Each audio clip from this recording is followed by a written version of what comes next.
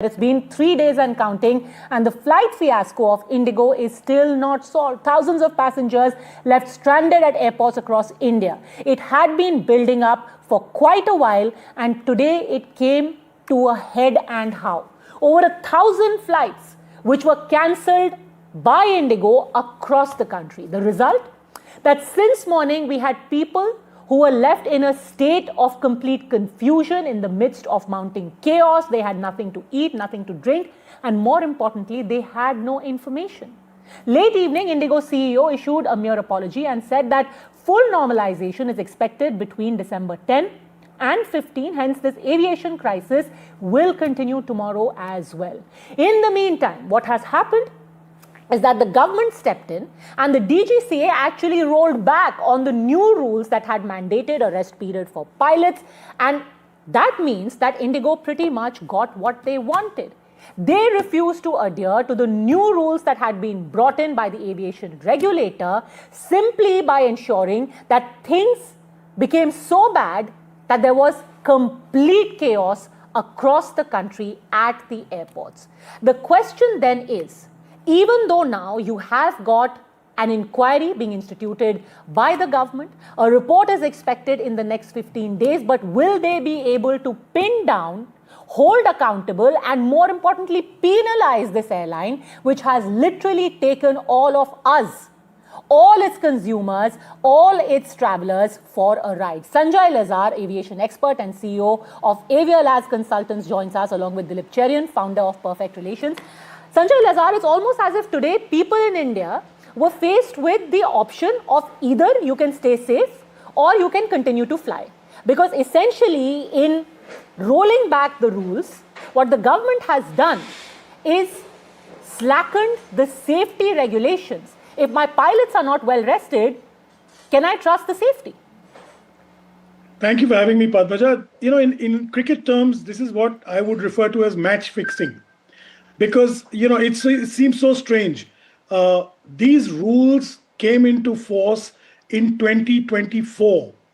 Airlines asked for a year's deferral. They got it in 2025. They went and told the court, we need more time. So the DGCA said, we'll do phase 1 in July of 2025. We'll do phase 2, the remaining 7 or 10 odd clauses, in November. Every airline knew about this. Every airline recruited in time. Indigo filed for 1,000, almost 1,000 extra flights in the winter schedule. That is the November to March segment. And yet, between November and December, we didn't see alarm bells. But suddenly, there were alarm bells. And today, of course, you know, we've seen almost 2,000 flights being cancelled on the first 2 days. The DGCA itself has stated that.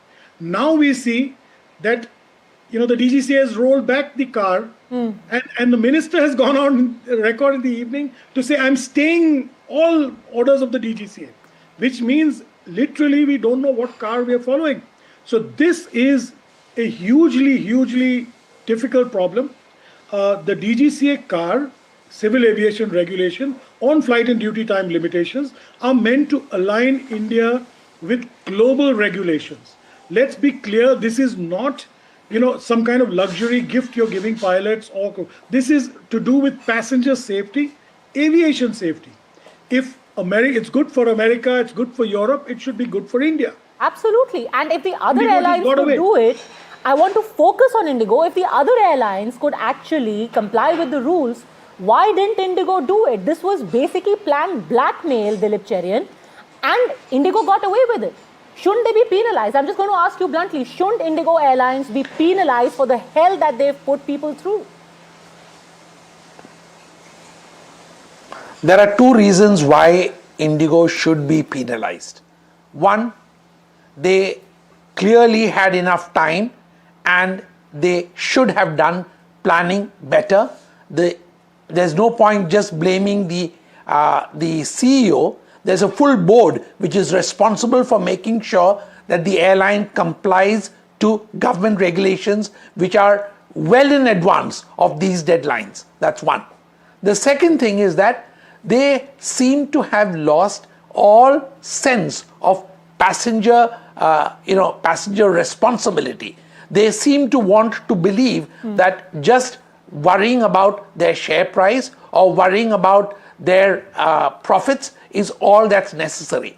This is the result of a situation where you've willingly allowed a duopoly. Akasa, a much smaller airline, has done a terrific job in terms of planning for pilots in the manner that it should be. And I don't think that India has a manpower or a training shortage as far as pilots is concerned. We should be churning them out and hiring them at much larger numbers. If you are an airline which flies 2,200 flights a day, you jolly well do that planning and recognize that passengers are your first priority. Their safety first and their ability to rely on the schedule that you put out. And here is the irony, Sanjay Lezar, and I'm urging all of our viewers also, if you've had an experience, and why I'm saying this is because at around 2 in the afternoon, you had a statement being put out, 2:18 p.m., a statement was put out by Indigo Airlines where they said that we are going to give full waiver on all cancellations, we will ensure full refunds, we are going to book you into hotels across cities, we are going to give you surface transport, we will give you food, and we literally, beginning 2 p.m. onwards, as late as 6 p.m., had viewers calling in and saying, I'm still standing at Hyderabad airport, I'm still standing at Bengaluru airport, nobody has given me any hotel room, nobody has even given me any information, leave alone giving me food and water and hotel rooms. So even today, Indigo did not do what it was promising online, on camera, on TV, but on ground the reality was quite something else. That's the level of impunity. Well, Padmaja, very important. Yesterday evening, the Indigo team had a meeting with the DGCA and the ministry where they decided to cancel 1,000 flights today.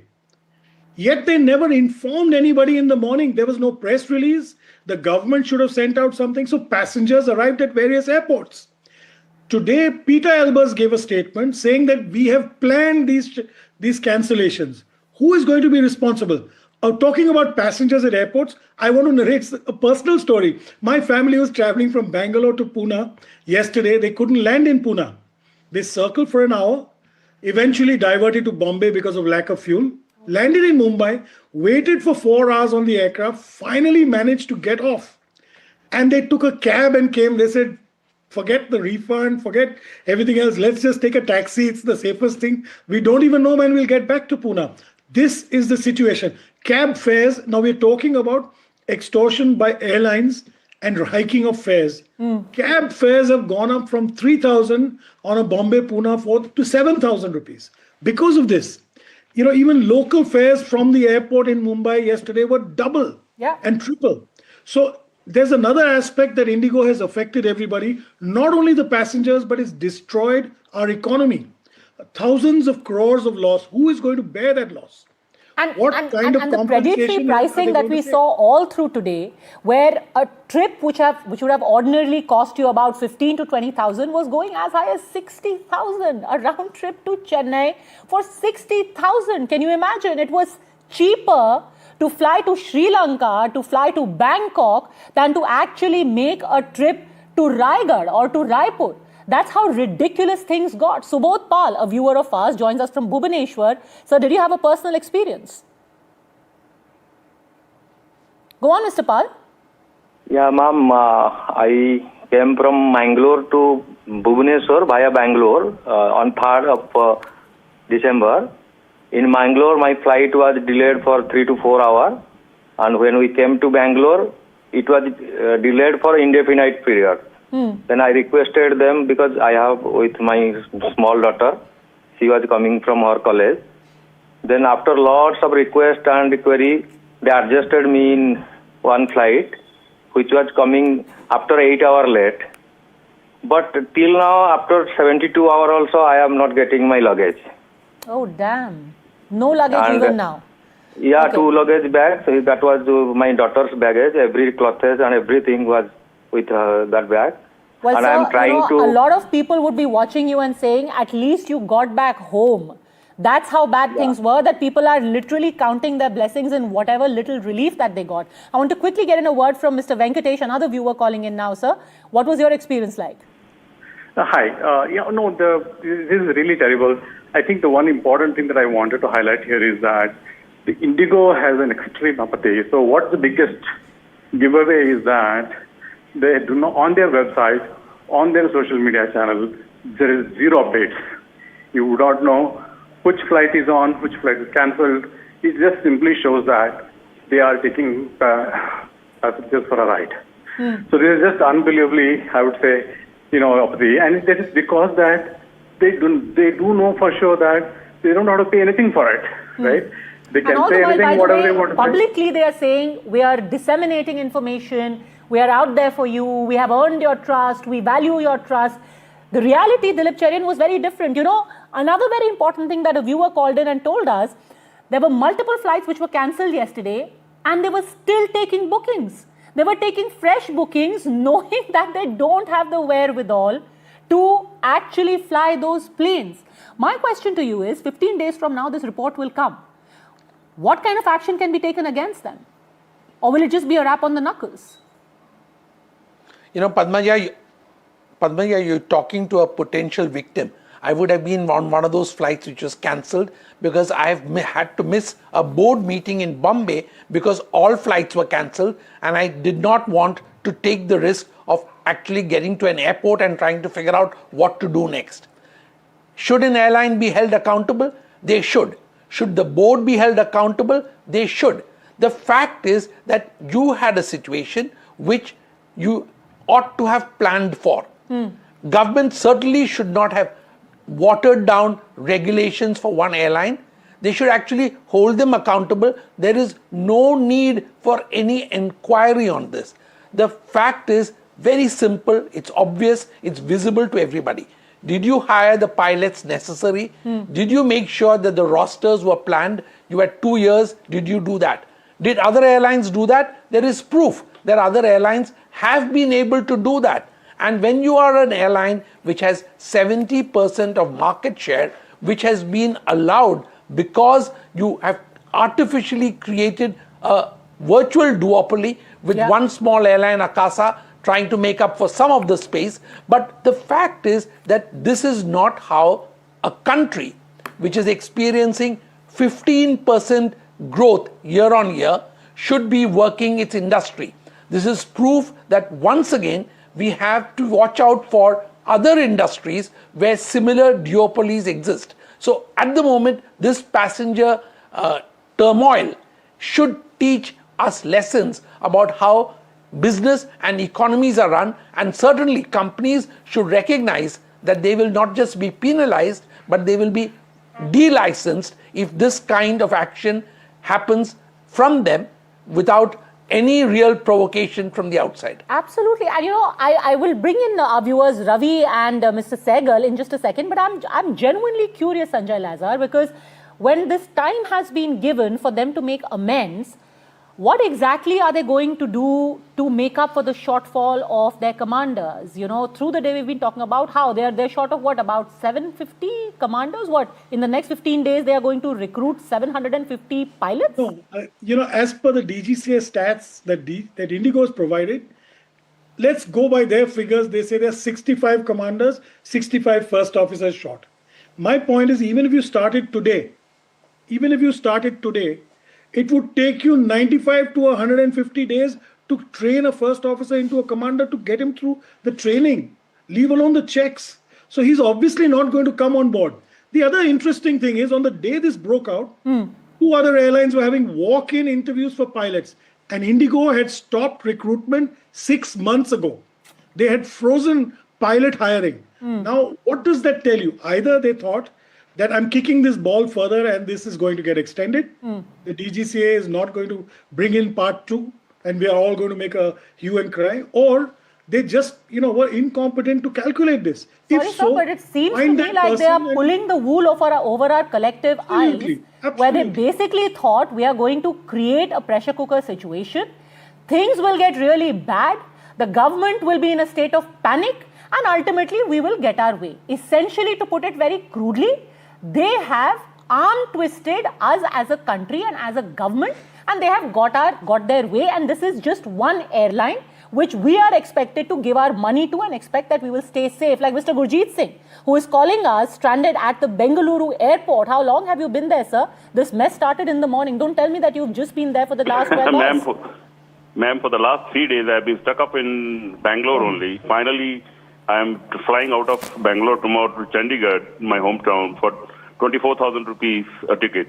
But my question now remains to that. I have been seeing all. No, wait a second. Indigo has said that they are going to give you full refund, etc. Have they given you refund? Did they give you a hotel room? I'm staying in a hotel. No, nothing is that. Is there a chaos there? It's just like a bus stop or a railway station crowd over there now. They didn't give you a hotel? No, not at all, ma'am. They're not listening at all. They didn't refund your money? The refund will come at the later stage. I'm not interested in the refund. I wanted to go out of the city.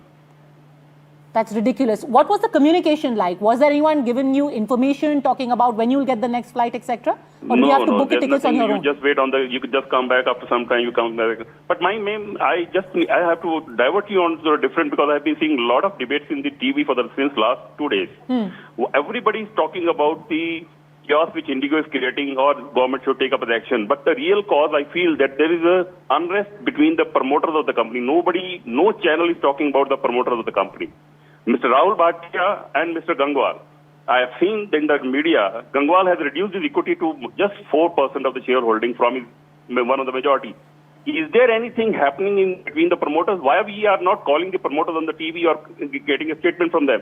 Government should definitely go and look into the matter. Like what you remember a couple of years back when Jet Airways went into trouble. There was basically the promoter who was doing some hanky-panky thing. So is this similar thing happening with these two promoters? That's a very good point that you've raised. I think Dilip Cherian wants to respond to that. And he has been bringing up the board again and again. Dilip Cherian.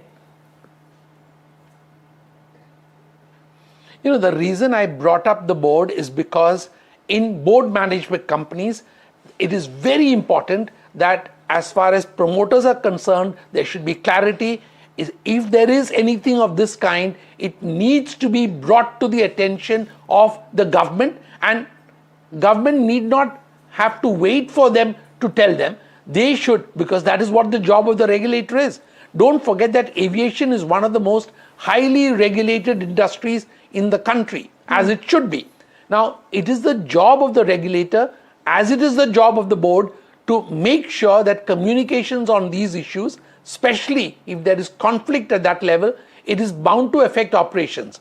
If it is that you as a company are trying to push your revenues or your profits up, that is bound to affect the performance of the company. So you cannot just invest in expanding business. You have to invest as much in creating the commanders from the first officers and adding to your teams, because otherwise this chaos is the end result of a defiant duopoly.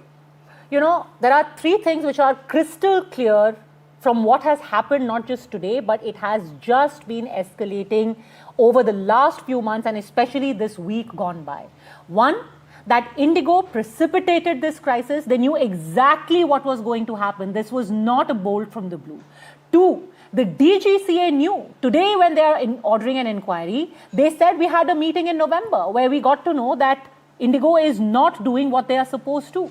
Why wasn't an action taken at that time? And three, if there is an inquiry where a report is going to come in 15 days, it shouldn't just end, with Kari Ninda. There should be actual action so that others are not emboldened. Today, these rules have been rolled back for everyone, all the airlines. Who suffers? Whose lives are at stake? Ours. Please remember that and seek accountability. Both gentlemen, thank you very much for having joined us on the show. When it concerns our safety, our collective safety, when we are paying good money, the buck definitely stops here. Thanks for watching.